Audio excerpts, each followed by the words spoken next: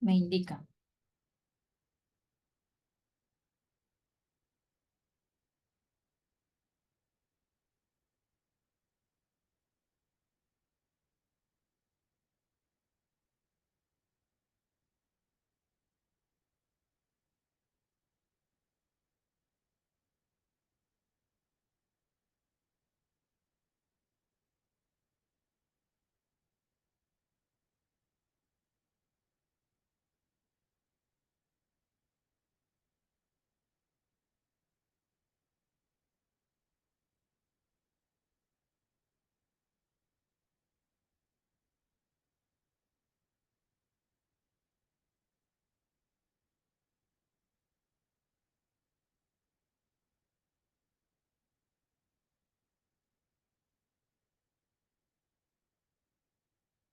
¿Listo, Freddy?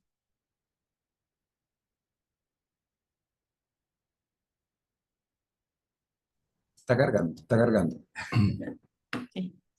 Ahí me dice que sí, sí, está en directo. Listo. Listo.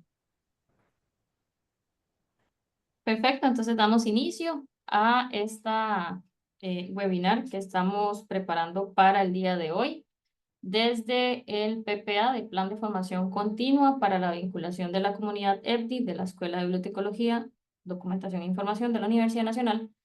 Pues tenemos el agrado de invitar a Cristian, que nos ha estado acompañando en diferentes actividades durante esta semana. Cristian viene de Chile y pues en esta tarde nos va a estar compartiendo un poco sobre diferentes actividades que ha relacionado él con el uso de la inteligencia artificial en cuanto a lo que es bibliotecología. Para presentarles un poco a Cristian, bueno, Cristian Maturana, él es coordinador de innovación y tecnología de la Biblioteca de Chile, de Santiago de Chile. Esto pertenece pues al Ministerio de Culturas, Arte y Patrimonio. Además, él es docente del Centro de Formación Técnica ENAC. Él ha participado como académico en las cátedras de Tecnologías de la Información 3 y 4 en la Universidad Tecnológica Metropolitana, cátedra de Tecnologías de la Información y la Comunicación de la Universidad Alberto y cátedras de Tecnologías y de la Información, Gestión de Bibliotecas, Automatización y Recuperación de la Información en ENAC. Centro de Formación Técnica, UTEM, e Instituto Profesional Carlos Casanueva.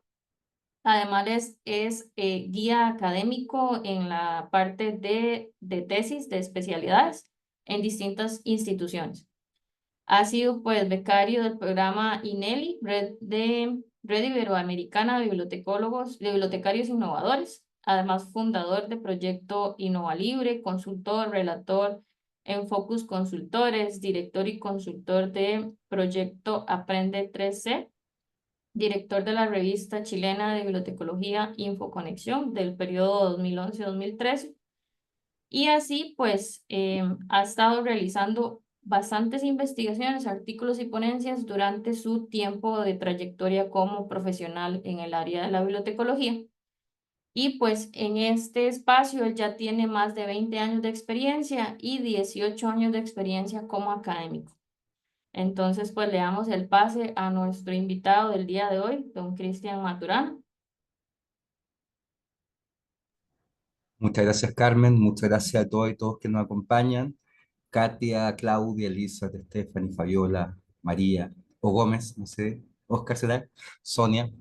Agradecer a la universidad, agradecer obviamente a la Escuela de Bibliotecología y en particular a Carmen por la invitación, por toda esta gestión que ha realizado, la logística, sé que tenía que andar corriendo, así que de verdad, Carmen, muchísimas, muchísimas gracias por todo. Hoy día en la mañana tuvimos esta charla presencial, va a ser exactamente igual, no, no sea exactamente igual, pero la idea es que conversemos hoy sobre inteligencia artificial, pero sobre todo sobre transformación e innovación disruptiva. Justamente el título de la charla que les voy a compartir y traje una pequeña presentación para poder acompañar el relato. Por acá. Listo.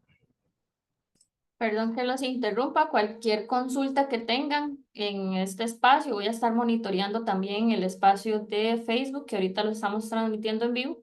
Entonces, si tienen preguntas, pues nos lo dejan acá y al finalizar hago lectura de las mismas. Igual en Facebook haré el seguimiento por si surge alguna consulta. Ah, Sonia, qué linda, muchas gracias. Espero que la presentación que realice el humano que me... De verdad me he sentido muy acogido estos días, así que muchas gracias por las lindas palabras. Parece que tiene un poco de... Se duplica la... España cumpla con sus expectativas y deje muchas nuevas inquietudes para resolver colectivamente. Ya no se escuchó muy bien, pero él es Juanito. Es un bot que me acompaña, un Espero que la asistente. presentación que realice... Perdón, me acompaña un asistente. No sé si él es asistente o lo soy yo, pero en algunas presentaciones efectivamente está junto a mí para mostrar justamente lo que podemos hacer con estas herramientas. Entonces vamos a partir, tal como dice el nombre de la presentación, hablando sobre innovación disruptiva.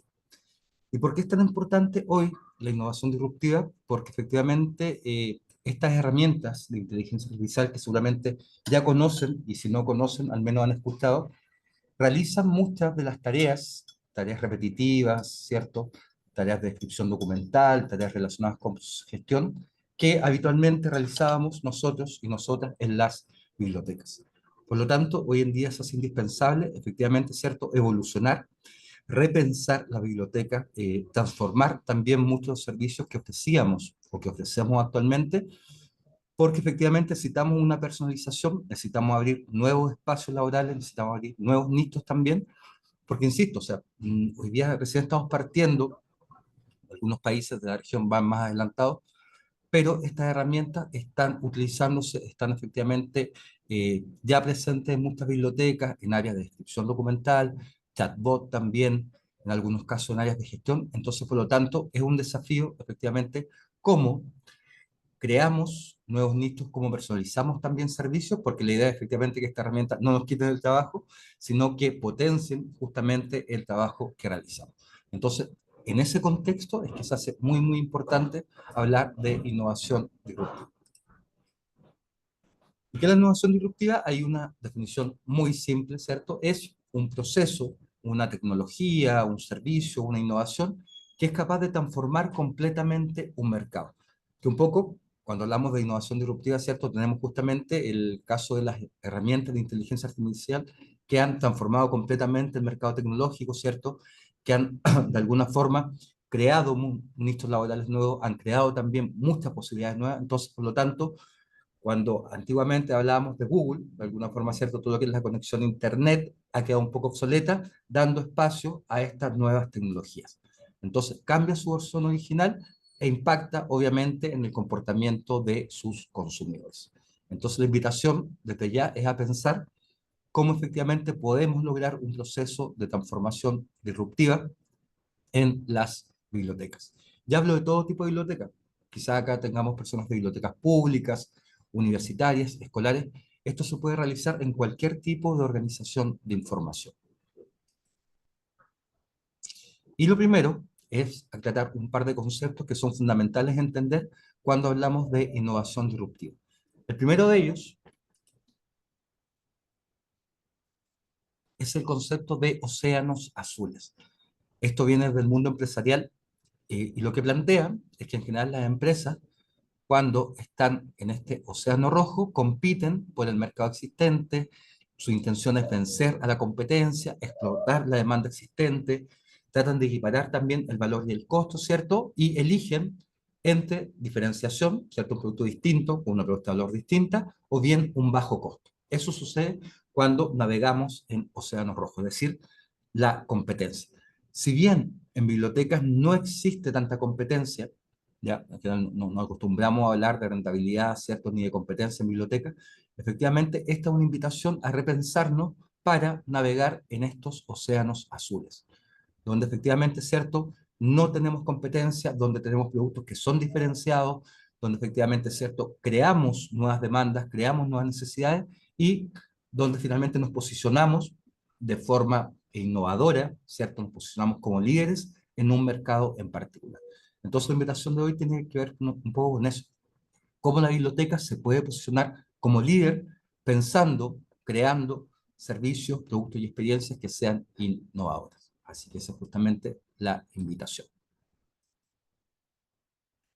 Y otro concepto fundamental es el concepto de pensar fuera de la caja. que es pensar de forma distinta, de pensar de forma poco estructurada, de pensar de forma creativa. Y justo hoy en la mañana les daba un ejemplo que para mí es como el más decidor para entender un poco este concepto. Cuando somos pequeños, la mayoría de nosotros y nosotras tenemos muchas aptitudes, ¿cierto? Este concepto que desde Da Vinci se denomina como polimatía. Pintábamos, escribíamos, hacíamos poesía, cantábamos, creábamos cosas, a algunos nos gustaba abrir los juguetes, ¿cierto?, para sacar el motor y crear algo nuevo. Y eso, a medida que la educación nos va especializando, lo vamos perdiendo. Entonces, cada vez, de alguna forma, somos más uniformes en nuestra manera de resolver problemas, porque tenemos efectivamente toda esta especialización que nos hace ser mucho más racionales, ¿cierto? Por lo tanto, mucho más uniformes. Entonces, cuando hablamos de pensar fuera de la caja, es justamente volver a esa infancia, cuando éramos creativos, cuando no teníamos miedo, ¿cierto? Y cualquier idea descabellada, efectivamente, ¿cierto?, podía ser cierta en nuestra cabeza. Eso es un poco el concepto de pensar fuera de la caja. Y acá les recomiendo un libro que se llama Seis sombreros para pensar, que ejemplifica justamente esto. En ese libro aparecen 6 formas de abordar una problemática, por ejemplo, una que es racional, una que es creativa, una que es original, una que es humorística. Entonces son diferentes formas de abordar una problemática y que permiten encontrar soluciones que van mucho más allá de las soluciones que habitualmente encontramos. Y también esto se da mucho cuando realizamos procesos con metodologías ágiles.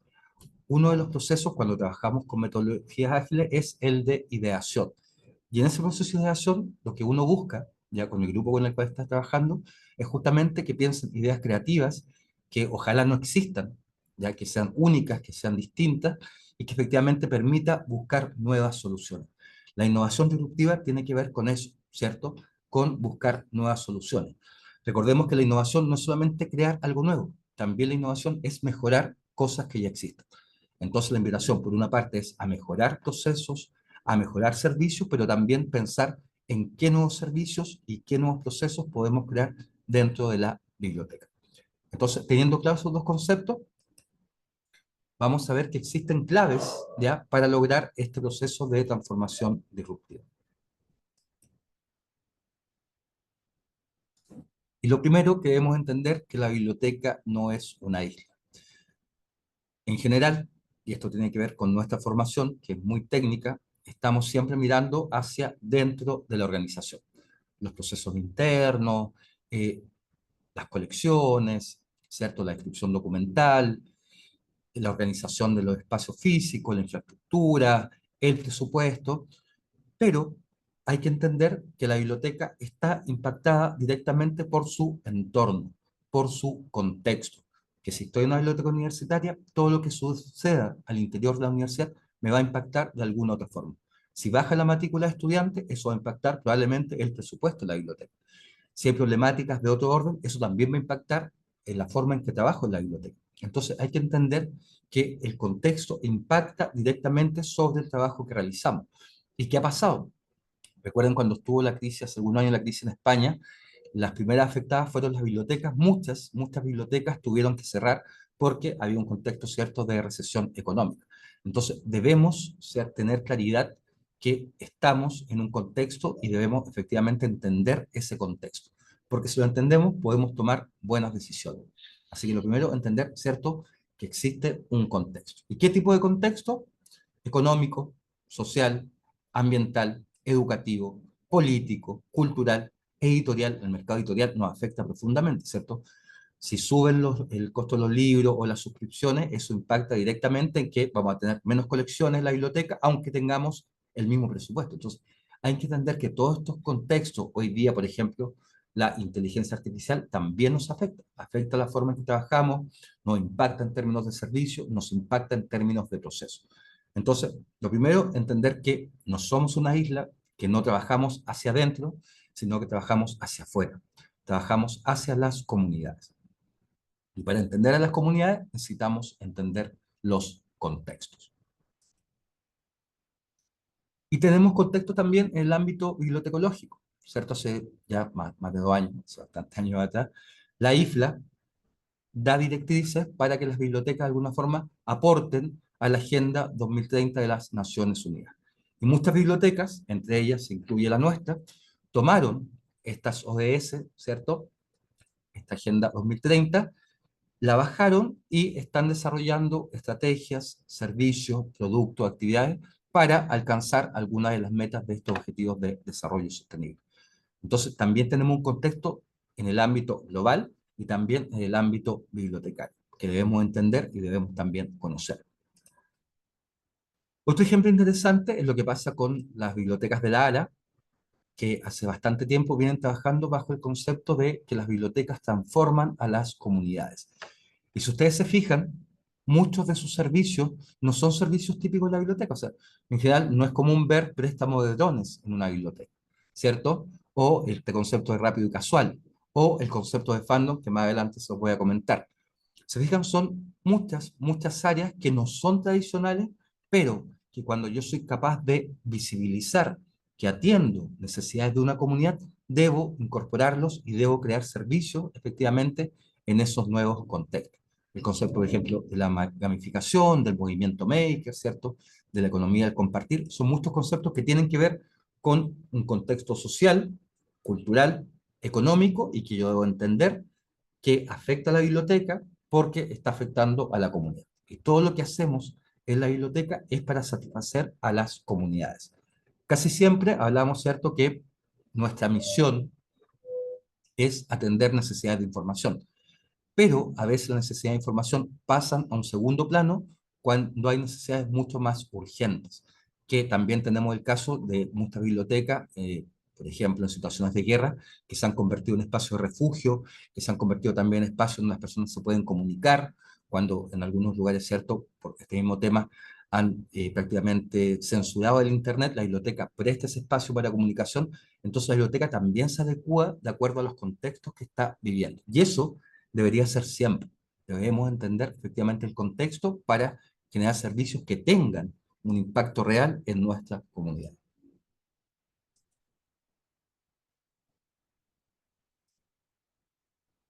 Y por lo tanto, es fundamental entender que los recursos de información digitales, ¿cierto?, físicos, las herramientas de inteligencia artificial, el acceso a Internet, los computadores, la infraestructura, ya son un insumo.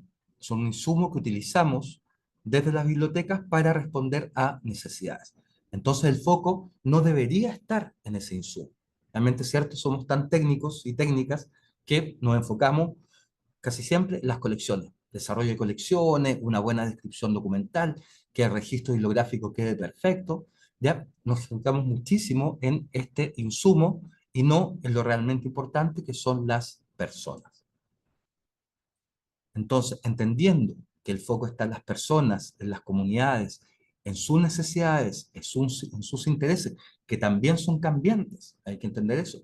Estas necesidades, estos intereses son cambiantes y por lo tanto la biblioteca debiese adecuar sus servicios, productos y experiencias a esos contextos que van cambiando. Y tal como ven ahí, estos son algunos ejemplos que hemos trabajado en la Biblioteca de Santiago, donde tenemos talleres de defensa femenina, tenemos acá, por ejemplo, un taller de zumba para niños y niñas, y tenemos esto, que acá ustedes ven al hombre araña. La Biblioteca de Santiago, un poco este tema de pensar desde fuera de la caja, pensar fuera de la caja, ha ocupado hace ya varios años un nicho muy importante que ninguna organización, ninguna empresa, ninguna institución había ocupado, que es reunir a los fanáticos, que lo veíamos ahí también en el concepto del ala, a todos los fandom, reunir a los fanáticos de superhéroes, a los fanáticos de Marvel, a los fanáticos de Dragon Ball Z, a los fanáticos de Harry Potter, a los fanáticos del K-pop, del J-pop, del cine de terror, o sea, prácticamente todo eh, ¿cierto?, el segmento de la comunidad que es fandom tiene cabida los fines de semana en la Biblioteca de Santiago.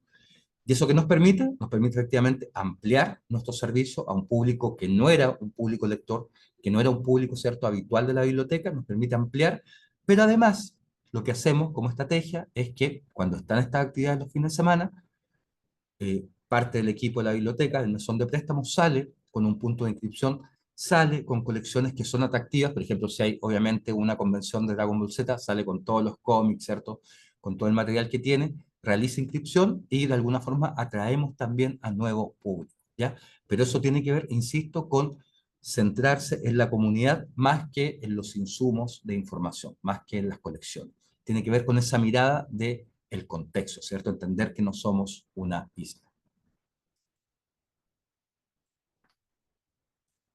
Y otro concepto muy importante cuando queremos hacer transformación disruptiva es entender que no basta con mirar, ya no basta con las encuestas que realizamos habitualmente, no basta a veces con los estudios de diagnóstico que realizamos, sino que tenemos que estar ahí donde están las personas.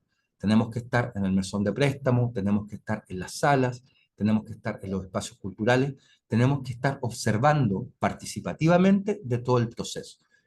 Y esto tiene que ver mucho, ¿cierto?, con efectivamente tener una organización que de alguna forma permita esa observación. Y justamente hoy les comentaba que en el caso nuestro tenemos un esquema de trabajo donde todo el personal, incluida la directora, incluidos los coordinadores de área, las jefaturas, auxiliares, administrativos, todos atendemos público durante los fines de semana. Entonces ustedes perfectamente pueden ver a la directora en sala infantil, me pueden ver a mí en el mesón de préstamo o a mí en Guaguateca, ¿cierto? Porque justamente nos permite ir observando qué sucede en cada espacio.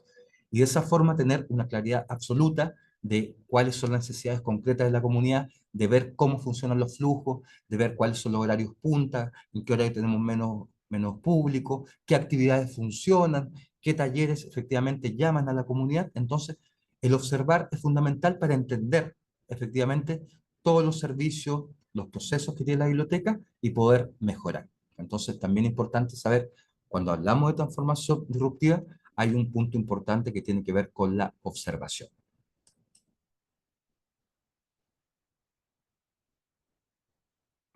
Y un elemento fundamental, ayer tuvimos un taller de marketing, y ese taller les comentaba que el primer cliente que tenemos cuando hacemos marketing es tu organización.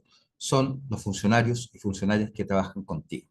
Entonces es muy importante entender a esas personas que trabajan contigo, aprovechar su creatividad, aprovechar sus talentos, que las personas se sientan felices trabajando. Acá, 3 imágenes. En esta, funcionarios y funcionarias recibieron un curso de capacitación en lengua de señas, porque también dentro de nuestra propuesta de valor está la inclusión. Ese es el equipo de la Biblioteca de Santiago. Actualmente somos 92 personas, más servicio de vigilancia, más servicio de aseo. Y en algún momento que teníamos presupuesto, teníamos estas planificaciones donde nos íbamos a un hotel por un par de días fuera de Santiago y planificábamos colectivamente. Pero no solamente planificábamos, también dábamos espacio para distensión, hacíamos fiestas, ¿cierto? Y eso permitía también hacer un fiato mucho mayor del equipo, ¿ya? Pero eso tiene que ver efectivamente con que desde la dirección, desde la jefatura, desde la orgánica de la institución, tengas esa mirada, justo como dice ahí, de gestión del talento. De por un lado, hacer una selección adecuada de personal, pero sobre todo de retener a ese personal. Que ese personal se sienta cómodo, ojalá, por ahí algunas empresas han creado ¿cierto? La gerencia o el departamento de la felicidad, yo creo que es un poco ambicioso, pero sí que se sientan cómodos, que por lo menos se levanten todos los días con ganas de ir a trabajar. Creo que eso es fundamental y creo que eso para todos, ¿cierto? Es decidor. Cuando yo efectivamente me levanto y tengo ganas de ir a trabajar, yo creo que ahí uno sabe que esa persona está cómoda en ese espacio. Entonces, ahí un rol muy importante es el de la gestión del talento. Y esta presentación tiene muchos enlaces. Cuando termine, les voy a pasar el link, porque ya está publicada, está en línea, pero ahí ustedes tienen un enlace justamente a una presentación sobre gestión del talento.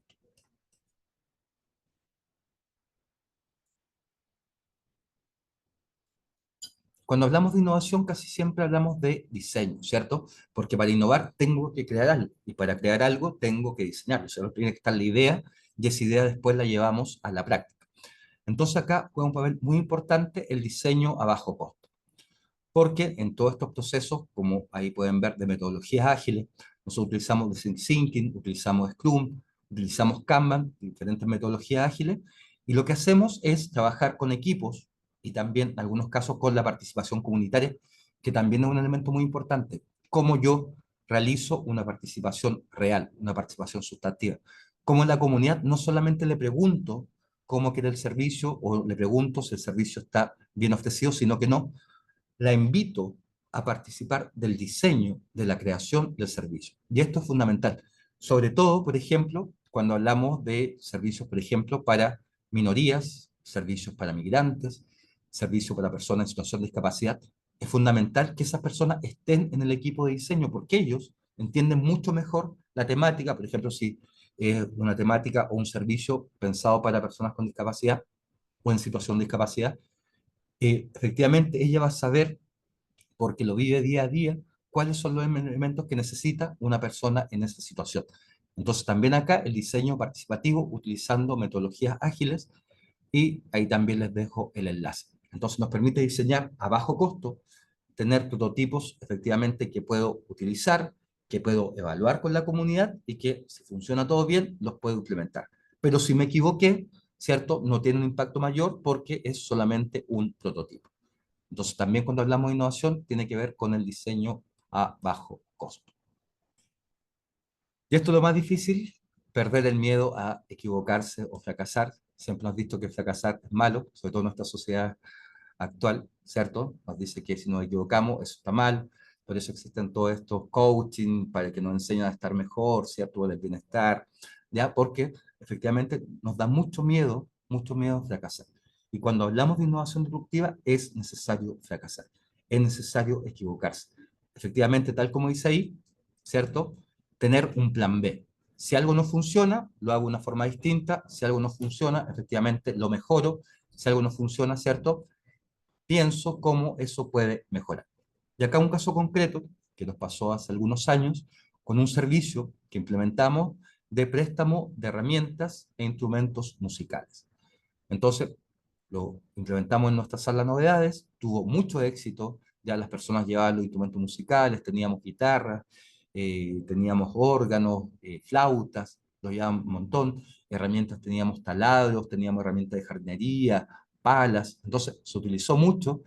El gran problema fue, habíamos analizado el contexto, ya también habíamos tomado los riesgos que podía suceder, pero decidimos implementarlo porque en términos concretos era un muy buen servicio y que tenía un impacto y que efectivamente resolvía necesidades de la comunidad.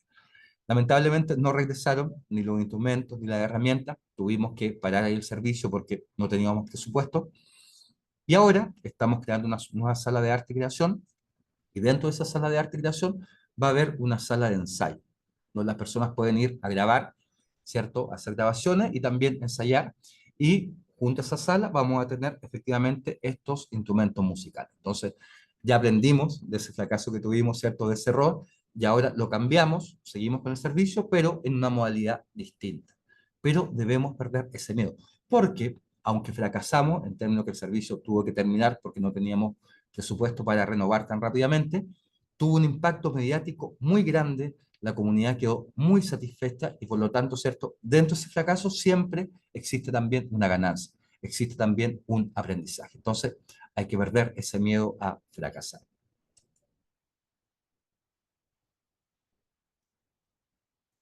Y debemos también invertir en innovación. Y me van a decir inmediatamente, las bibliotecas no tenemos presupuesto, los presupuestos son escasos, siempre, siempre. Pero cuando hablo de invertir, sobre todo me refiero al recurso humano. Me refiero efectivamente a las personas con las cuales trabajamos. ¿Y a qué me refiero con inversión? A dar tiempo para que esas personas expresen sus ideas, para que efectivamente creen cosas nuevas, para que realicen cosas que les gustan, para que de alguna forma la biblioteca se convierta en el espacio donde pueden desarrollar sus hobbies, sus intereses, ¿cierto? Sus competencias. Entonces, invertir en innovación es dar tiempo a las personas para que hagan cosas que efectivamente les gustan. Y acá un ejemplo también muy concreto de que esto no lo mencioné en la mañana, así que tienen la primicia. Nosotros tenemos comités. ¿Cómo funcionan los comités? Tenemos un comité de gestión de colecciones, un comité editorial, un comité digital, un comité de inclusión, un comité de género, un comité de gestión cultural, se me olvida un par más que tenemos varios comités, donde de alguna forma la persona especialista, por ejemplo, yo tengo que estar en el comité editorial, en el comité digital, pero este comité se abre. Y cualquier persona que tenga interés en esa temática, por ejemplo, también participaba yo en el comité de inclusión, puede participar de ese comité. y aporta en términos de ideas, pero también dentro del comité nos capacitamos, nos formamos en la temática que va a abordar ese comité y eso después se traduce en un producto, en un servicio, en una experiencia concreta. Entonces, cuando hablo de invertir en innovación, no hablo de invertir una gran cantidad de recursos.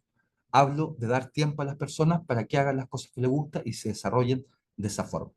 Dos casos concretos más. Tenemos hoy día un podcast que sacamos el año pasado, donde desde la iniciativa de funcionarios y funcionarias, una persona del mesón de préstamo, una persona de informática, una persona de literatura, una persona de gestión cultural, ellos propusieron la idea de generar un podcast, la dirección les dio los recursos que fueron mínimos para comprar un equipamiento y hoy día tenemos, ¿cierto?, nuestro podcast 151, que les invito a escuchar en Spotify y en YouTube, justamente a raíz de dar este tiempo, ya dar este tiempo para que ellos desarrollen cosas que efectivamente les gusten. Y acá también les dejo un enlace a una presentación sobre diseño de experiencia. ¿Cómo puedo ir más allá de un servicio? ¿Cómo puedo ir más allá de un producto y lograr una experiencia? Y también comentarles un caso concreto.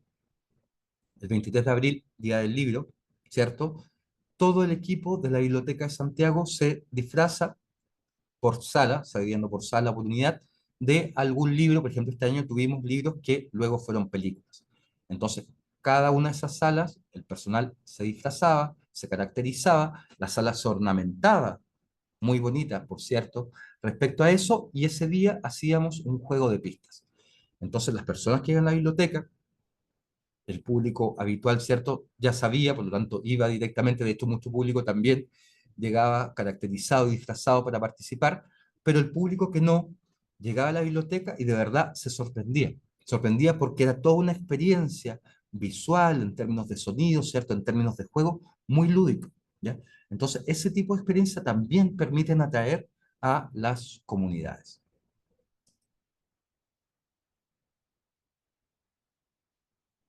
Y aprender también de otros mercados. Y acá tengo ya 13 participantes en la sala de Zoom, y ahí también por Facebook me imagino que hay más.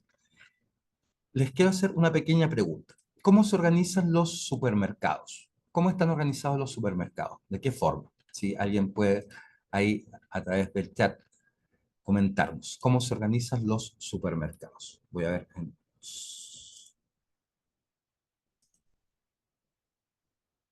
¿Alguien que quiera compartir?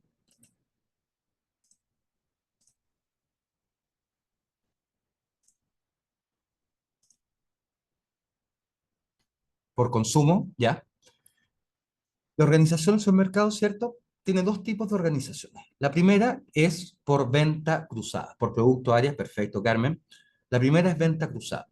Si ustedes se dan cuenta, cuando llegan al pasillo donde están los fideos, ¿cierto? Las pastas, en ese mismo pasillo van a estar las salsas y van a estar probablemente el queso rallado. ¿Por qué? Porque efectivamente, ¿cierto? Son productos que se combinan. Cuando voy al pasillo del café, va a estar el té, va a estar el azúcar, ¿cierto? Porque son productos que se combinan. Entonces facilita la experiencia de compra porque está, ¿cierto?, esta venta cruzada, productos que se relacionan. Pero otro elemento muy importante entender en este tipo de Cristian, organización, ¿sí? también en Facebook nos coloca una participante. Se colocan los productos no indispensables delante. Perfecto, Otro nos indica también con música, con colores y lo de primero, de primer necesidad. perfecto.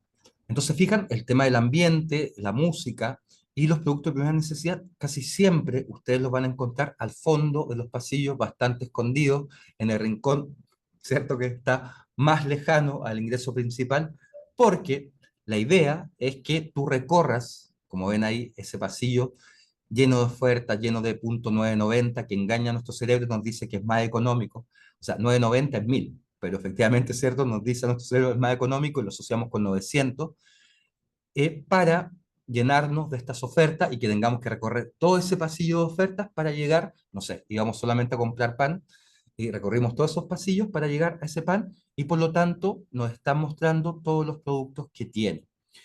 Y eso también lo podríamos llevar al mundo de las bibliotecas, ¿ya? Tenemos libros que no circulan, tenemos colecciones que no circulan, dejar los libros que tienen una mayor circulación, una mayor demanda al fondo, ¿cierto? Sacar estanterías, mostrar los libros de frente, justamente crear estos pasillos de ofertas, ¿cierto? Hay muchas fórmulas, puede, no sé, algunos pueden ser libros prohibidos, libros de películas, o sea, ahí la creatividad también depende de cada uno y cada una, pero efectivamente promocionar esos productos para que también tengan circulación. Y eso permite, obviamente, ahorrar porque no tengo que dar esos libros de baja porque no circulan, sino que los pongo nuevamente en circulación. Entonces, la idea es que aprendamos de estos mercados cómo efectivamente utilizan estrategias de marketing, estrategias de disposición de las colecciones para efectivamente, ¿cierto?, potenciar las colecciones, en este caso, que tenemos en la biblioteca y también potenciar servicios. Así que también la invitación es a mirar el entorno y ver qué elementos podemos tomar de ese entorno y llevar a la biblioteca. Acá otro ejemplo, además de las colecciones que utilizamos mucho, lo tenemos con las pantallas. Nosotros tenemos, cuando hacen la fila del mesón de préstamo, y en cada sala tenemos pantallas informativas, donde mostramos el reglamento de la biblioteca, pero también una cartelera quincenal de actividades. Entonces, eso también no es una idea original. Cuando yo iba al banco, ¿cierto? Veía que tú estabas en la fila de espera y había una pantalla dándote información de los créditos, ¿cierto? De todas las cosas que podías hacer en el banco, cómo ser cliente, cómo sacar cuenta corriente. Lo tomamos, esa misma lógica, y lo llevamos, pero en este caso, al mesón de préstamo y a la sala. Entonces, la persona cuando está haciendo fila para llevar un libro, ahí te aparece que además de poder llevar libro, puedes participar en talleres, puedes estar en actividades culturales, ¿cierto?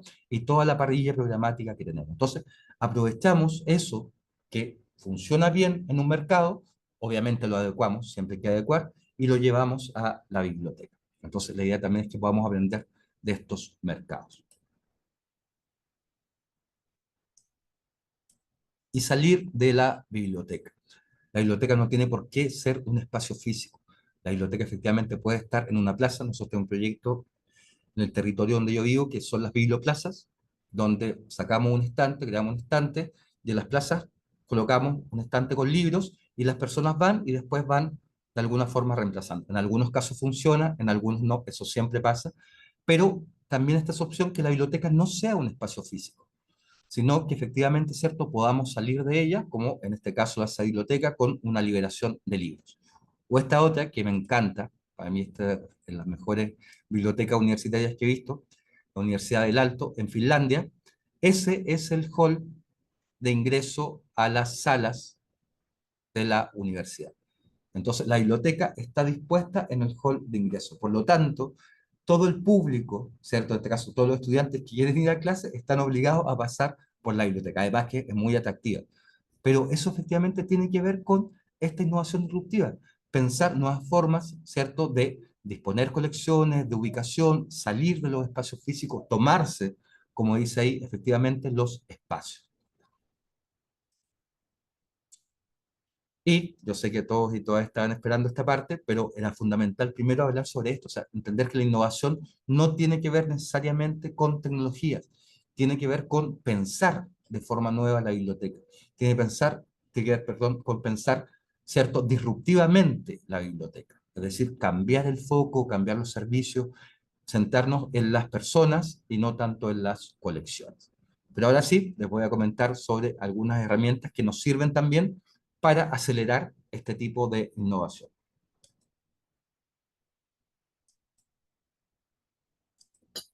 No sé, no es lo mismo en la mañana, parece que la presentación es la que está como repetida en esa parte. Voy a avanzar para que continuemos.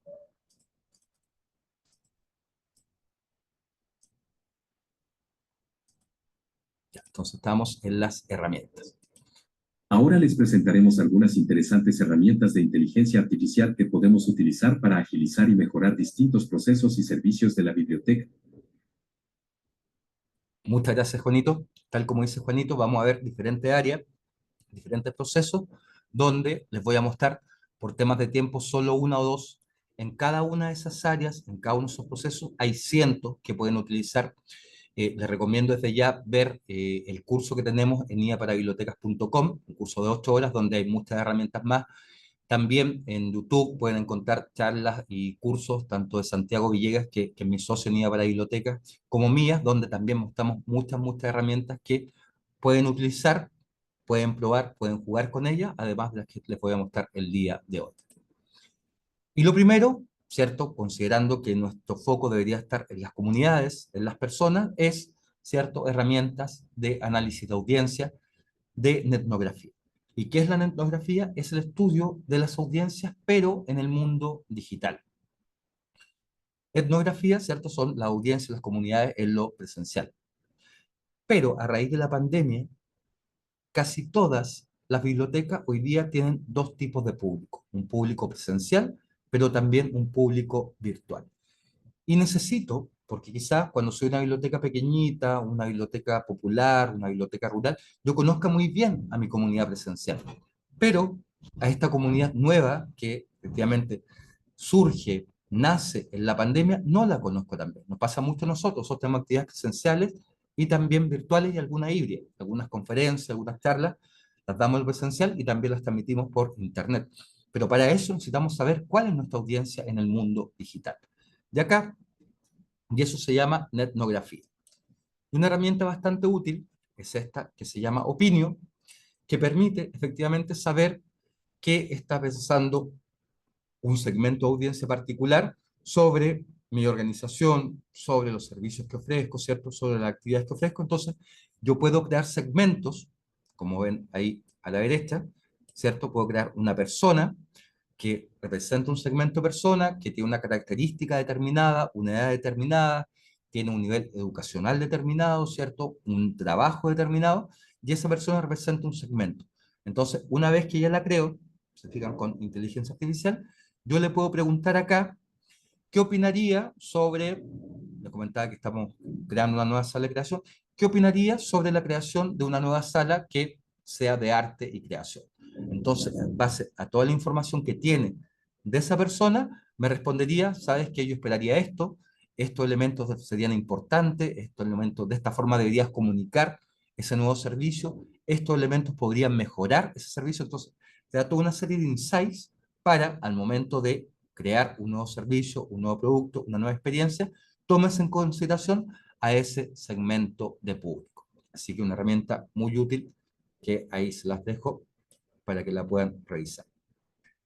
Existe otra que les voy a comentar, que es para escucha social, se llama Sprout Social, y permite efectivamente saber qué está diciendo la audiencia sobre tu biblioteca, sobre tu marca, sobre tus servicios, que también permite efectivamente saber si hay un sentimiento positivo o negativo hacia tu organización o hacia tu marca.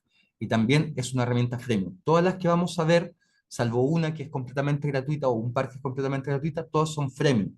¿Qué significa freemium? Que tengo una opción gratuita, inicial, pero si quiero más opciones, ¿cierto? Si quiero hacer más cosas, tengo que pagar. Esos son los productos freemium y que es un modelo de negocio que está hace muchísimo tiempo, sobre todo en plataformas digitales. Conozco mi audiencia, pero mi audiencia va cambiando, les comentaba yo, se va adecuando. Necesito saber qué está pasando en el entorno, ¿ya? ¿Qué está pasando en términos políticos, sociales, económicos, medioambientales, ¿cierto? ¿Cuáles son las características demográficas también? Entonces, una herramienta muy útil acá es esta que se llama Venturus AI, y que, como ven ahí, permite hacer diferentes análisis. FODA, PESTEL, CATWO, político, económico, social, tecnológico, medioambiental, y te da, de alguna forma, todas las claves que debes tener en cuenta al momento de crear un nuevo producto o servicio. Esto funciona de dos formas. Ojalá puedan ingresar. Una es describir la idea que tengo, ¿cierto? ¿Qué es lo que quiero crear? No sé, por ejemplo, quiero crear un servicio de referencia digital. Esa sería una idea y hace todo el análisis para decirte qué elementos deberías considerar al momento de diseñar ese servicio. O bien le puedes dar la URL. Le podrías dar la URL de tu servicio o de tu biblioteca y él analiza efectivamente, ¿cierto?, todos los elementos del entorno asociado a esa idea en particular. Así que también una herramienta muy útil que les invito a conocer. Planificación estratégica, todas las bibliotecas planificamos, yo les comentaba que en nuestro caso lo hacemos bajo los ODS y tomando eso lo bajamos, creamos objetivos estratégicos, líneas y actividades que son, en nuestro caso, compartidas. Tenemos una planificación compartida. Todo el equipo ya de forma horizontal participa en la creación de actividades para el logro de esos objetivos.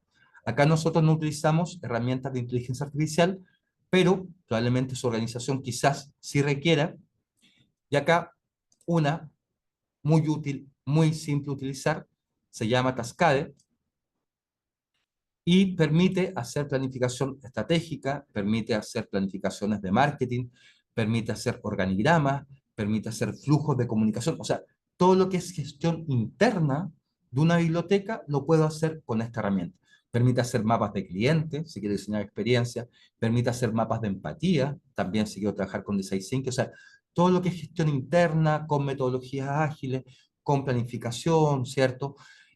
Con normas ISO también permite sacar normas ISO, mejorar procesos, o sea, todo lo que es gestión interna lo puedo hacer de forma muy, muy simple con esta herramienta que es Frame. Tengo una versión completamente gratuita, como ven ahí, que lo puedo utilizar.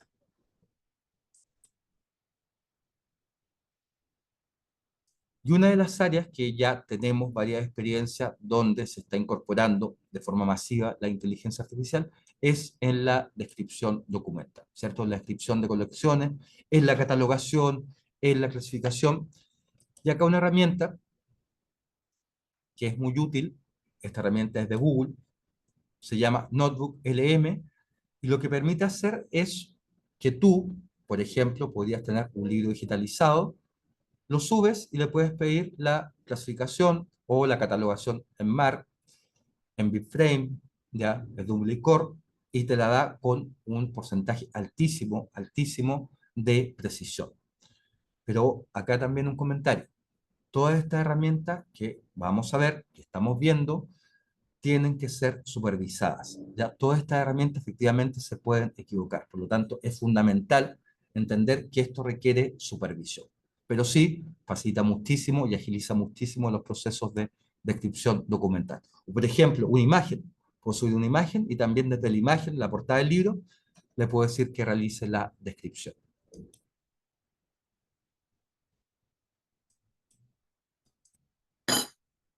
Prácticamente todas las bibliotecas realizamos formación, cursos de alfabetización informacional, algunas alfabetización digital, ¿cierto? Cursos de nuevas tecnologías, nosotros tenemos, por ejemplo, cursos de Canva, de Word, de Excel, y efectivamente, cuando son bibliotecas pequeñas, unipersonales, o no hay muchos recursos, el tiempo, la verdad, apremia y nos cuesta mucho realizar estos programas de formación. Y con una herramienta bastante útil, se llama Minicurso. Como les comentaba, hay muchas más, esta es solamente una de un gran universo de herramientas, donde yo le doy la temática, le indico cuál es el público objetivo y la duración de horas que va a tener el curso y me va creando todos los módulos, me va agregando imágenes automáticamente.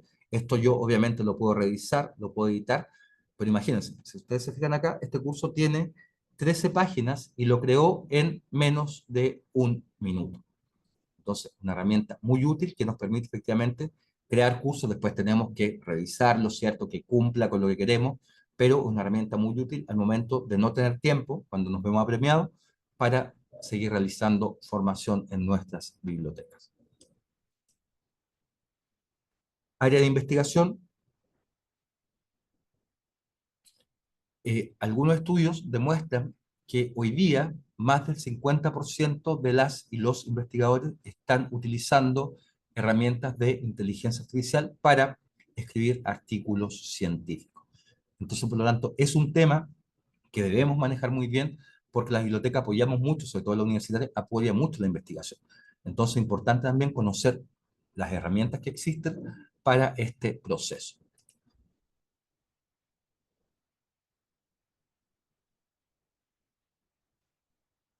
Ya, doctor José Pablo, después voy a finalizar y vamos a responder todas las preguntas. ¿Me parece? Así que la voy a tener ahí presente. No se preocupe. Investigación, solamente una, ¿cierto? Le voy a mostrar que es Consensus. Existen muchas más. Consensus utiliza atrás ChatGPT.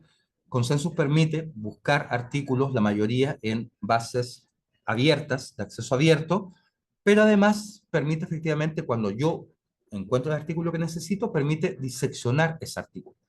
Entonces puedo ir agregando tablas, por ejemplo, que me den un resumen del artículo, que me den la metodología del artículo, que me den la conclusión del artículo. Entonces puedo ir analizando de forma muy simple todos los artículos que voy buscando. Hay varios más, está Site, SciSpace, algunas de bibliometría también como Research Rabbit, Connected Papers. Hay muchas, muchas herramientas que me permiten efectivamente apoyar la investigación y procesar y analizar datos de forma muy sencilla y muy rápida. Si en general lo que estas herramientas nos dan, nos proporcionan es una rapidez enorme. Otra herramienta es esta que se llama Udemy, que por un lado permite, cierto, trabajar desde el punto de vista de la inclusión, por ejemplo, con personas de baja visión o personas ciegas. Lo que hace es, yo puedo subir acá un artículo científico, ¿cierto? Lo envío a esta plataforma, la plataforma lo convierte de texto a audio y lo va separando también en diferentes capítulos, o si un artículo tiene introducción, marco lógico, ¿cierto? Lo va separando de tal forma que yo después pueda escuchar ya lo que me interesa, particularmente, lo puedo escuchar completo, obviamente, pero si solamente quiero ir a, no sé, el método de investigación utilizado, voy ahí, le hago un clic y escucho solamente eso. Entonces también una herramienta muy útil cuando hablamos de investigación y hablamos también de inclusión. Y conversión de formatos, hoy día estas herramientas nos permiten trabajar lo que es el contenido transmedia, es decir, un mismo contenido que podría ser, ¿cierto?, un texto, pasarlo a audio, pasarlo a video, pasarlo a relato, pasarlo a realidad virtual. Entonces también hay una oportunidad enorme en crear nuevos formatos desde la biblioteca. Por ejemplo, formato podcast, formato radionovela, formato videonovela, trabajar, por ejemplo, todo lo que son cuentos con el público infantil también. O sea, las opciones, las oportunidades que tenemos ahí, de verdad que son enormes en términos de conversión de formatos.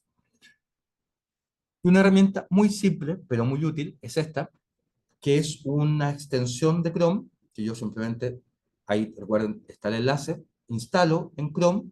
Una vez que lo tengo instalado, yo puedo ir a YouTube, voy a un video de YouTube, y ese video lo puedo transcribir completamente a texto.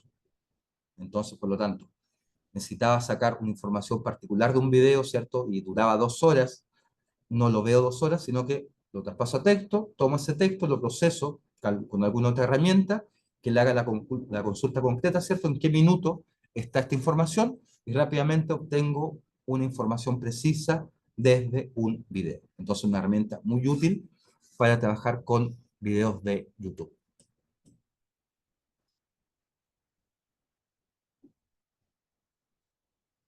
Otra herramienta es esta, que es TurboEscribe para conversión de formato. Permite hacer 3 transcripciones al día. Y tal como dice ahí, ¿cierto? Es transcripción de audio o de video a texto. Entonces yo subo un audio o subo un video, ¿cierto? Y lo transformo a texto de forma muy simple. Entonces cuando quiero hacer, por ejemplo, una entrevista en particular, ya no tengo que hacer la transcripción a mano, sino que simplemente subo el audio acá y lo paso a texto. O por ejemplo, esta misma presentación, ¿cierto? Yo podría traer a esta herramienta hacia acá y desde acá efectivamente pasar toda esta presentación a texto. Entonces, muy útil cuando hablamos de transcripción de audio y video a texto. Inclusión, yo creo que es una de las áreas donde hemos ganado muchísimo con la incorporación de estas herramientas. Hay muchas herramientas de inteligencia artificial que aportan a la inclusión. Una de ellas, y la que más me gusta a mí, es... Oh, ¿qué pasó? Introducing the future. Me dio al video. Introducing the future. A new era of assistance. Be my fashion advisor. Take picture. Ask question. A blue sweater with a high neckline. Be my green thumb. Take picture. Ask question. Oh, this looks like a eucalyptus plant. Be my translator. It appears to be a model of Shire tune, a Chinese waistline. Be my maitre The d'. second picture shows a page titled House Favorites. Would you like me to read out specific options? Be my gym partner. Then turn right and walk until you reach the first set of machines. The written will be on your left. Ya, esa es una aplicación que se llama Be My Eyes y que es muy interesante porque lo que hace es, en base a ChatGPT como herramienta de inteligencia artificial, ¿cierto?, que está ahí, pero con la colaboración en esta aplicación que está para iPhone, ¿cierto?, y para Android, yo me puedo inscribir como voluntario. Cualquiera de ustedes se puede inscribir como voluntario. Entonces, ¿qué hace esta aplicación? En base a la inteligencia artificial, georreferencia, ¿ya? ¿Qué persona está cerca tuyo, suponiendo que tú eres una persona ciega, y cuando, no sé, esta persona quiere ir al supermercado, como estaban ahí, o quiere ver un parque, se conecta mediante esta aplicación y tú, ¿cierto? Y abres la cámara y tú le vas narrando desde otro lugar, le vas narrando todo lo que está pasando, ¿cierto? En su alrededor. Entonces, una aplicación muy interesante porque utiliza, por un lado, inteligencia artificial, pero también la colaboración. Entonces, también podríamos pensar en un tipo de aplicaciones de este tipo en la biblioteca, ¿cierto? Una persona ciega, una persona de baja visión, llega a la biblioteca, la instala y podría, no sé, una persona del área de servicios, una persona del área de informaciones, que de alguna forma, ¿cierto?, mediante esta aplicación vaya guiándola en todo su recorrido por la biblioteca, que cuando toma un libro le lea el título, ¿cierto? Entonces también es como ir pensando, que lo veíamos hace un rato, cómo tomo estas experiencias desde otra área y soy capaz de integrarlas en el día a día de nuestra gestión. Y esta otra que también es muy interesante, se llama RoboBraille, esta es completamente gratuita, y lo que hace, si ustedes ven ahí, yo puedo subir un archivo, una URL, es decir, una dirección web, o un texto. Una vez que lo subo, ¿cierto? Le puedo pedir que me dé un nuevo formato, que puede ser ebook, puede ser audiolibro, ¿cierto? O más bien audio, o bien braille. Entonces, yo subo la información, esto funciona con inteligencia artificial, pero hay personas atrás que están trabajando en esto, entonces va a depender de la extensión del archivo que yo envíe, el tiempo que demoran en enviártelo a tu correo electrónico, en el formato que tú le indicaste. Y esto es completamente gratuito. Lo puedes utilizar todas las veces que quieras, puedes cambiar tu colección completa, ¿cierto? Si es que tiene...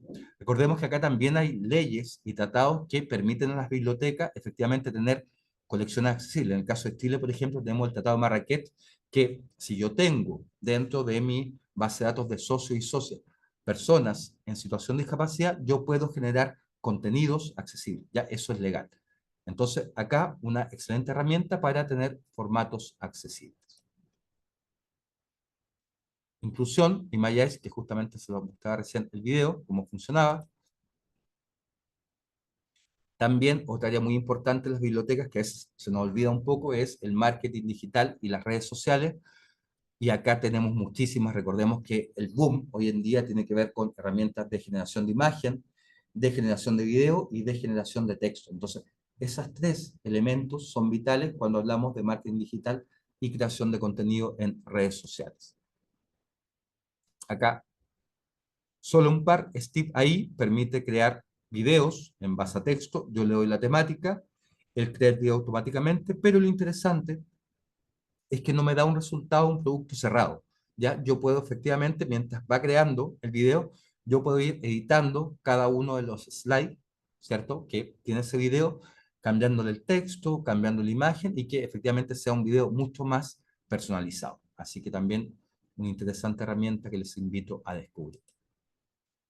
Otra muy útil es Simplify, que permite, por un lado, crear contenido para redes sociales, para todas las plataformas de redes sociales, permite programar también contenido en redes sociales, permite administrar cuentas en redes sociales, pero además tiene un calendario de hitos a nivel mundial, donde, por ejemplo, un día, no sé, el Día de la Tierra, yo voy a ir ese día, del momento de pinchar ahí, va a aparecer inmediatamente un template, una plantilla predefinida, ¿ya? Que sea acorde a esa temática. Entonces también una herramienta muy útil cuando queremos gestionar redes sociales.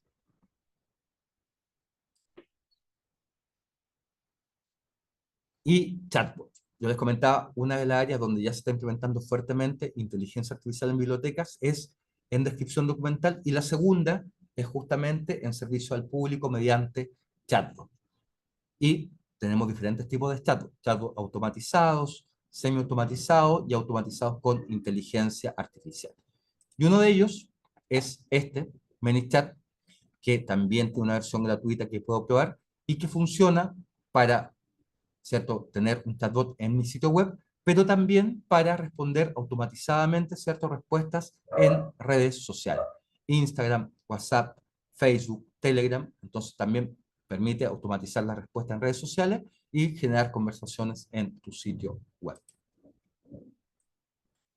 Makerspace es un concepto que yo diría cada vez más conocido en las bibliotecas, estos espacios de aprender haciendo, donde la comunidad efectivamente va a crear, donde hay talleres que finalmente la persona sale con un producto concreto.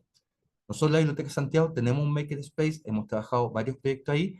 El gran problema que teníamos es que gastábamos mucho tiempo en enseñar la programación, por ejemplo, para producir algo en una impresora 3D, o para crear cierto algo en una fresadora, o para el lenguaje de programación para manejar Arduino, que son circuitos de bajo costo para robótica.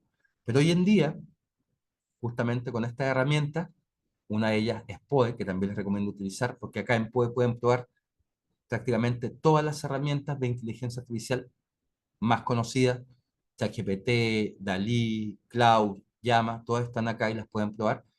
Acá yo le puedo decir, tengo la impresora 3D Bot, serie 200, ¿cierto? Quiero crear una tortuga, quiero crear, no sé, un personaje de ficción, le doy la indicación y me genera todo el código. Entonces yo simplemente después tomo ese código y se lo doy a la impresora para que me genere efectivamente, ¿cierto?, ese producto. Entonces facilita muchísimo. También con Arduino.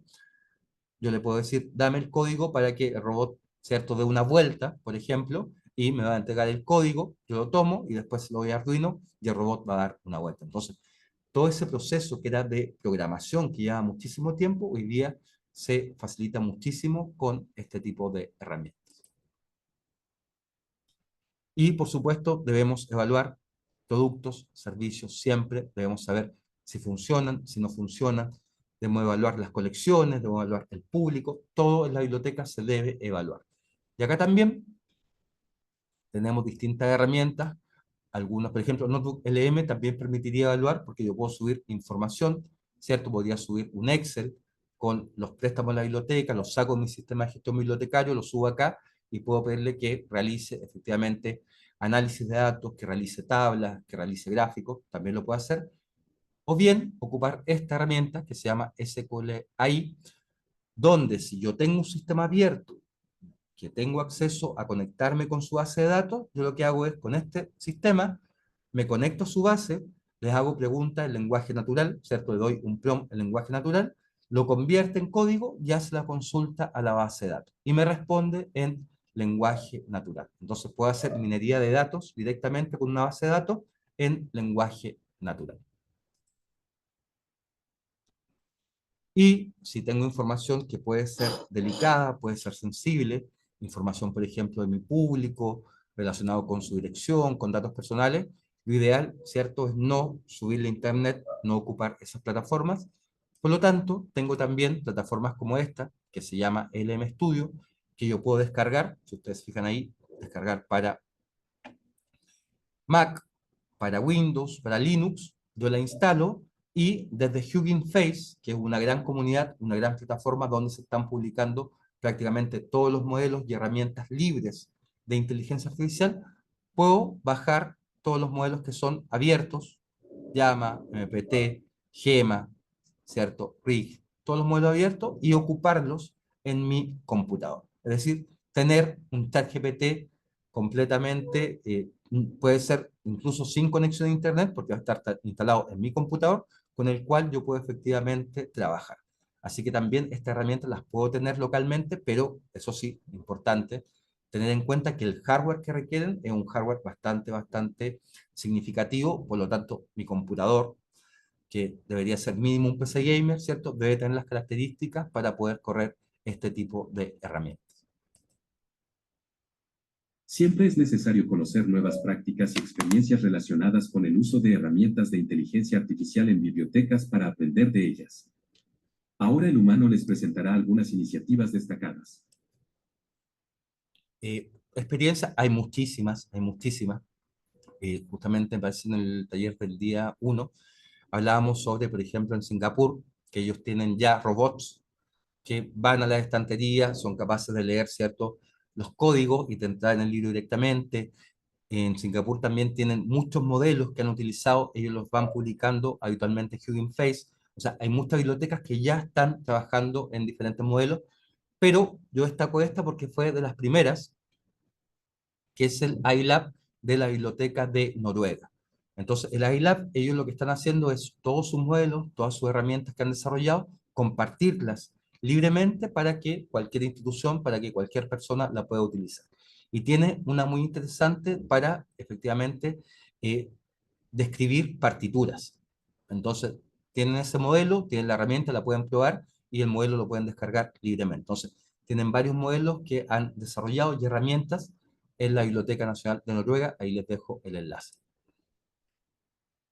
Otro proyecto muy interesante del cual yo participo es AI4LAM, Biblioteca, Inteligencia Artificial para Bibliotecas, Archivos y Museos, donde hay una comunidad cada vez más grande, mucho más activa, en la cual estamos, por un lado, desarrollando herramientas, compartiendo conocimiento, colaborando. Hay un canal en YouTube también que pueden seguir, donde hay varias conferencias que se están dando permanentemente. Ahora hay un congreso presencial en Australia. Entonces, hay una comunidad que ya está trabajando fuertemente de forma colaborativa, desinteresada, ¿cierto?, en avances justamente en el campo de las bibliotecas, los archivos y los museos. Así que también les invito a conocer esa experiencia. Y también desde lo local, desde la Biblioteca de Santiago, nosotros no tenemos hardware para implementar sistemas, ¿cierto?, localmente. No tenemos dinero para suscribir, por lo tanto, nuestra experiencia tiene que ver con lo gratuito. Solamente utilizamos todas estas herramientas y muchas más en modalidad gratuita, modalidad free. Y unos proyectos que tenemos, que es justamente el que ven ahí, es para la descripción de juegos de salón y material no tradicional. Entonces, estamos utilizando Gemini, ahora estamos probando con Cloud, que está dando mejores resultados. ¿Y por qué solo eso? Porque nuestra biblioteca generalmente hace copia de catalogación. Entonces, los registros bibliográficos están en Biblioteca Nacional, están en Biblioteca del Congreso, y es mucho más simple, ¿cierto?, hacer la copia directa que utilizar una herramienta externa, después copiar y pegar, ¿cierto? Entonces lo estamos utilizando para la descripción de este material que no estaba en ninguna parte. Entonces sacamos fotografía a la portada, ¿cierto?, de no sé, un libro cartonero, o a la portada, en este caso, un juego de salón. Lo trabajábamos con Gemini, ahora estamos pasando a Cloud, y nos describe el formato MARC de ese material en particular, solamente con la fotografía.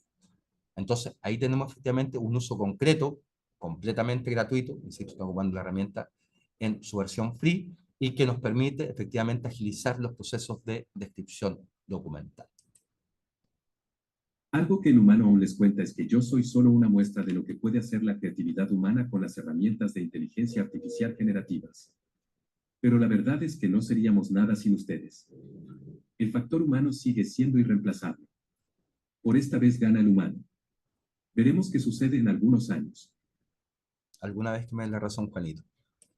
Y quería terminar con esto, porque efectivamente hay un temor, yo creo que efectivamente bastante real, respecto a cuál va a ser el rol que jugamos los bibliotecarios, las bibliotecarias, frente a estas herramientas. Veíamos que describen, hacen descripción documental, catalogación, ¿cierto?, muy bien, y por lo tanto debemos tener ciertas consideraciones cuando hablamos del factor humano. Lo primero es crear liderazgo. Liderazgo no solamente en la dirección, sino liderazgos también intermedios que permitan ir posicionando, ir de alguna forma también permitiendo esta transformación inteligente, la incorporación de esta herramienta, pero sin despedir a las personas, es decir, buscando nuevos nichos, buscando nuevos servicios, personalizando también servicios. Eso es fundamental. La gestión del talento, promover esta participación horizontal, la colaboración, la formación continua, programas de capacitación, no solamente tecnología, sino también programas de acompañamiento, porque esto implica, en nuestro caso ha implicado también, ¿cierto?, que personas se vayan moviendo de equipos hacia otros servicios, hacia otras unidades también. Entonces, muy importante realizar todo ese proceso de acompañamiento, de formación, y también siempre velar por la estabilidad laboral. Y acá es fundamental, ¿cierto?, que la incorporación de esta herramienta no signifique pérdida de empleo. Ojalá que ninguna persona se tenga que ir de la organización por la incorporación de esta herramienta. Y eso depende solamente de nosotros, de qué tan capaces somos efectivamente de hacer esta innovación disruptiva, de crear nuevos servicios, de crear nuevos espacios, de salir de la biblioteca, de entender las necesidades de una comunidad. Entonces, el factor humano sigue siendo fundamental. Y ahí están los tres pilares básicos que creo yo debemos considerar. Primero, posicionamiento de la organización, de la biblioteca, que la biblioteca sea efectivamente un ente reconocido, ¿cierto? No solamente como organización, sino también como gremio, que efectivamente tengamos una participación, una incidencia en la toma de decisiones políticas, que efectivamente crezcamos, que los colegios profesionales, ¿cierto? Las asociaciones, los sindicatos sean más fuertes para efectivamente tener un posicionamiento que nos permita defender la profesión. Por otro lado, la movilidad, hay que crear estos programas internos, ¿cierto?, que permitan la actualización, la capacitación, ocupar puestos laborales distintos, relacionados, tal como dice ahí, con la personalización y la atención de público. Hacia allá debiésemos apuntar en esta nueva era, ya en este concepto de innovación disruptiva, hacia la personalización de servicios, hacia la atención mucho más directa, hacia la detección también de nuevas necesidades. Entonces, hay que hacer también, hay un trabajo de movilidad, y esa movilidad tiene que ir acompañada. Tengo que tener procesos de acompañamiento, preocupación por las personas, efectivamente, ojalá que el espacio que la mueva sea un espacio que la persona quiera efectivamente trabajar, no que la obligue a ir a un espacio que ella no quiere. Y por lo tanto, ahí debo, por un lado, hacer gestión del talento para saber cuáles son los intereses, cuáles son los gustos de esa persona, pero también acompañarla en todo el proceso que significa ese cambio hacia otro lugar. Entonces, esos son los tres pilares básicos cuando hablamos de este tema de transformación A esta altura ya me aprendí el nombre de este humano. Se llama Cristian Maturana y en el código QR que aparece abajo pueden contactarlo para seguir conversando sobre este y otros temas. Fue un gusto participar de este espacio. Hasta pronto y ahora esperamos responder a todas sus preguntas. Muchas gracias. Muchas gracias a ti, Juanito. Acá les dejo el enlace a guiaparabibliotecas.com, que es el sitio que tenemos junto a Santiago Villegas Ceballos, donde abordamos temáticas como esta, donde pueden encontrar también un curso gratuito abierto de 8 horas y que vamos a actualizar. El próximo miércoles vamos justamente a juntarnos para contarles cuáles van a ser los contenidos de este próximo curso, que va a estar completamente libre, y también pueden encontrar el curso anterior que ya realizamos en la Biblioteca de Santiago, y ahí, bit.ly, conferencia Costa Rica, pueden encontrar ya esta presentación completamente en línea, así que les invito a probar la herramienta y a jugar con ellas. Muchas gracias, y ahora sí, las preguntas, Carmen, que vi por ahí que hay algunas preguntas. Perfecto, muchísimas gracias a Cristian por la participación del día de hoy. Antes de iniciar con las preguntas, pues agradecer a los que nos siguieron en la conferencia en redes sociales. Saludos a Alan Durán, que nos dice saludos desde el equipo de la Biblioteca de la UNIBE. A César Naranjo también nos envía saludos. Cristina Jiménez desde la UCR Pacífico. Y Flor Vargas también, que nos envía los saludos.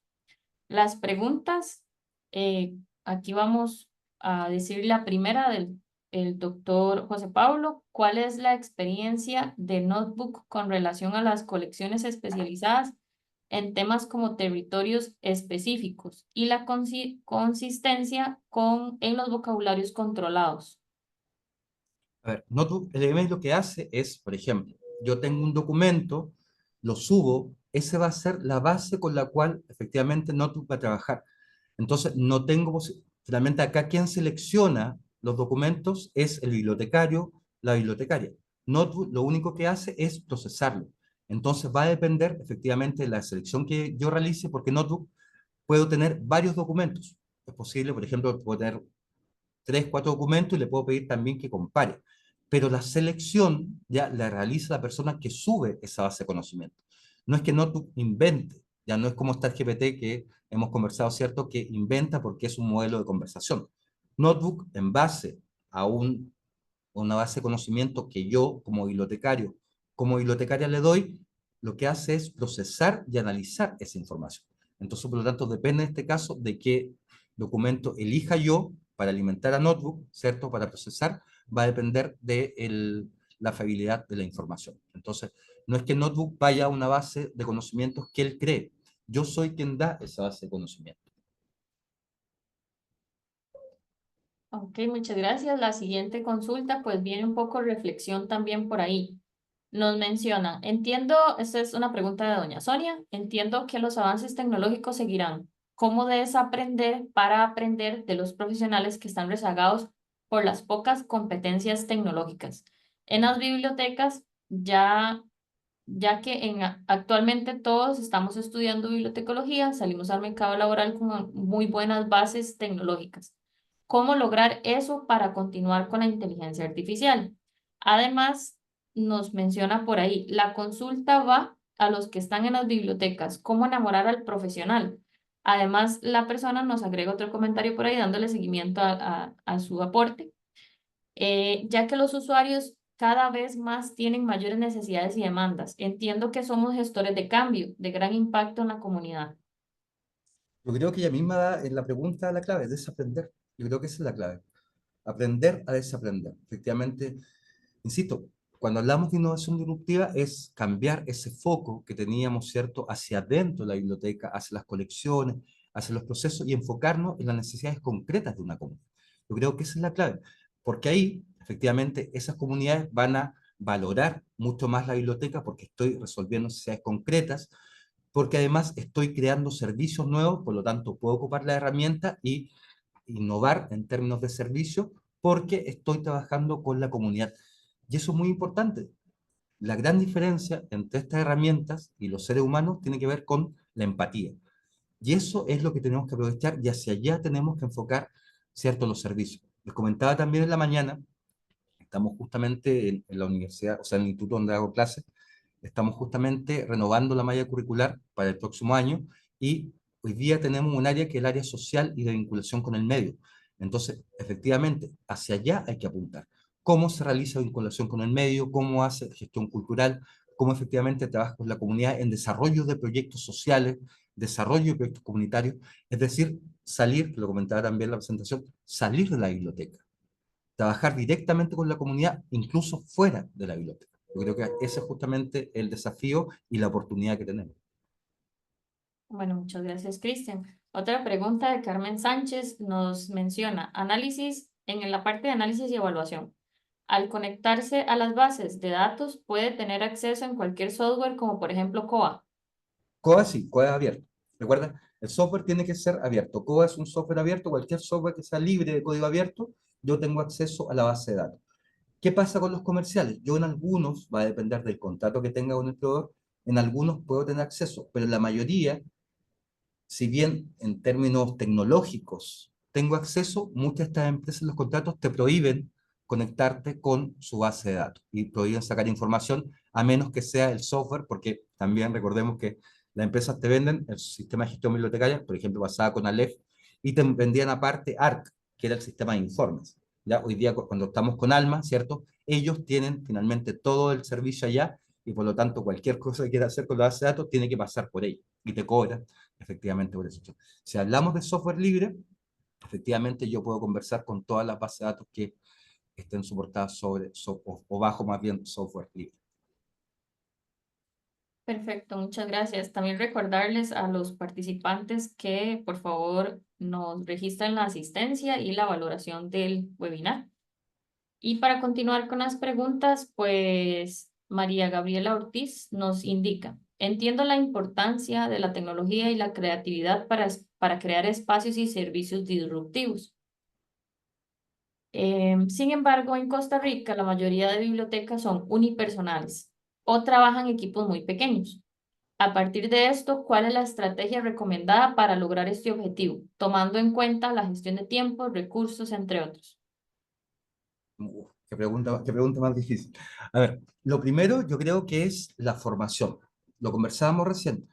Esto agiliza muchísimo. Imagínate, por ejemplo, ya, yo sé que es unipersonal, pero si te das 1 hora al día para aprender estas herramientas que, insisto, cada vez son más simples, mucho más sencillas de utilizar, si te das 1 hora al día, yo creo que efectivamente una semana podrías tener un aprendizaje, menos unas 5 herramientas. Y con esas 5 herramientas, todo lo que tiene que ver con la descripción, con los procesos internos, ¿cierto? Con, no sé, a todos nos toca, ¿cierto?, escribir, por ejemplo, algún tipo de informe o analizar una planilla de Excel, ¿cierto? O enviar un correo electrónico. O sea, con 5 horas en una semana ya manejas herramientas que desde la segunda semana, ¿cierto? Desde la semana 2, van a ahorrarte un tiempo enorme y te van a dar más tiempo para seguir formándote. Entonces, primero es dar este primer paso de comenzar a estudiar la herramienta, comenzar efectivamente a utilizarla, a jugar con ella, porque eso te va a permitir ahorrar tiempo después en procesos de gestión que lo puedes utilizar, ¿cierto?, en crear nuevos servicios que sean innovadores y disruptivos. Y por último, pues por ahí nos envían, bueno, también nos dan las gracias para responder las preguntas, ¿verdad? El doctor José Pablo, pues lo cierto del futuro de las bibliotecas tienen como base su posicionamiento en la necesidad del usuario. Y no hablamos de usuarios. Bueno, hoy día se lo comentaba también en la mañana, yo no hablo de usuarios ni de usuarios, hablo de personas y comunidades, porque hoy día no van solamente a usar, ya van a compartir, van a aprender. Y cuando hablamos de personas, eso nos hace recordar todo el tiempo que ese es nuestro gran plus, ya que estamos trabajando con personas, que estamos empatizando. Y creo que eso es fundamental. Entonces, ahí también la invitación un poco ha costado un montón. De esto en mi biblioteca casi todo y todas siguen hablando de usuarios, pero creo que efectivamente recordar que son personas, que son comunidades, que no solamente son estas personas que van, sacan un libro, utilizan un servicio, no, son personas que están ahí y con las cuales podemos trabajar y atender necesidades que son a veces mucho más urgentes. Pues muchas gracias, Cristian. Creo que con esto ya acabamos con la participación de su espacio. Muchos están dando pues los agradecimientos y recalcando la importancia de estos temas que hemos estado trabajando pues esta semana y ahorita en este espacio. De nuevo, muchas gracias por la anuencia, por querer compartir esta temática tan importante y de tanto auge actualmente. Como parte de la Escuela de Bibliotecología y parte del programa, el proyecto académico de Plan de Formación Continua, pues estos espacios es para esto, para capacitar, aprender, en su mayoría también desaprender, ¿verdad? Porque tenemos que estar haciendo ese constante aprendizaje y pues generar estos espacios para que las personas que están interesadas en esta temática y que han también trabajado o que están en ese interés, pues evacúen ciertas dudas y se empapen un poco más de la temática. No, Entonces, muchas gracias muchas por gracias a ustedes por la invitación, a la escuela, a ti y a todos y todas que nos acompañaron el día de hoy, tanto acá en la sala de Zoom como a través de Facebook Live. Así que muchas gracias por compartir. muchísimas gracias y recordarles a los que se conectaron desde la plataforma Zoom que nada más me llenen ahí el espacio de asistencia que dentro de sus preguntas pues tiene algo importante ahí mencionar que si necesitaran alguna otra capacitación o algún tema de interés que quisieran pues para nosotros es valioso considerarlo, me gustaría que lo dejaran por ahí.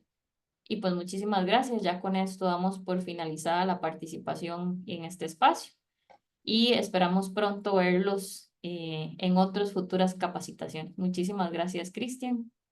A ti, que estés muy bien. Chao, chao. Pura vida. Muchas gracias.